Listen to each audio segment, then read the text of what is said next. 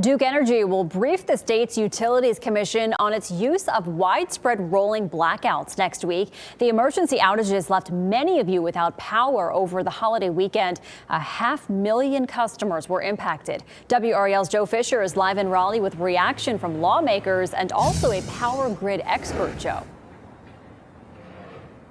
Michelle, Duke Energy has chalked all of this up to cold weather and higher than expected demand during that winter storm. But tonight, one power grid expert is weighing in, saying that she believes either Duke Energy's projections were far off or there was some sort of issue in generating enough power.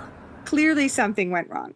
The rolling blackouts across North Carolina came with little to no warning. But it's a different kind of scary in the winter. Liza Reed is a power grid expert with the Niskanen Center, a D.C.-based think tank working to make the grid more reliable. She calls the emergency outages extreme.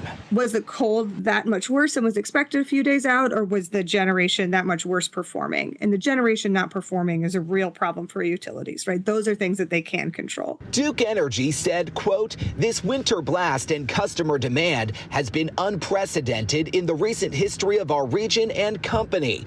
Like other utilities, Duke Energy took action to protect the overall energy grid, avoiding damage that could have meant even longer outages."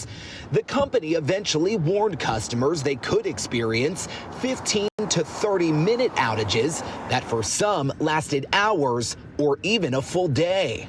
The number one thing I've heard from my constituents is they had no warning. State Senator Mike Woodard will be meeting with Duke Energy executives next week.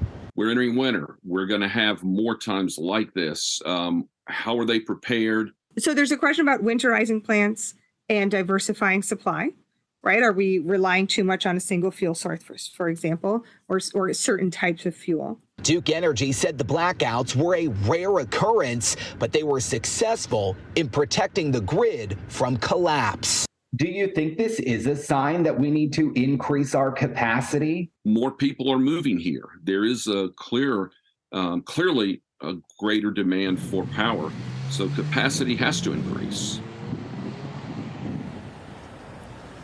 And Governor Roy Cooper has asked Duke Energy for a full report about what went wrong. The company will go before the Utilities Commission next Tuesday at 10 o'clock in the morning.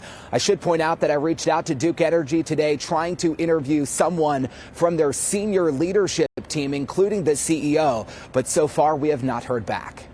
Something we know you'll stay on top of for us. Joe Fisher, live in Raleigh. Thank you, Joe.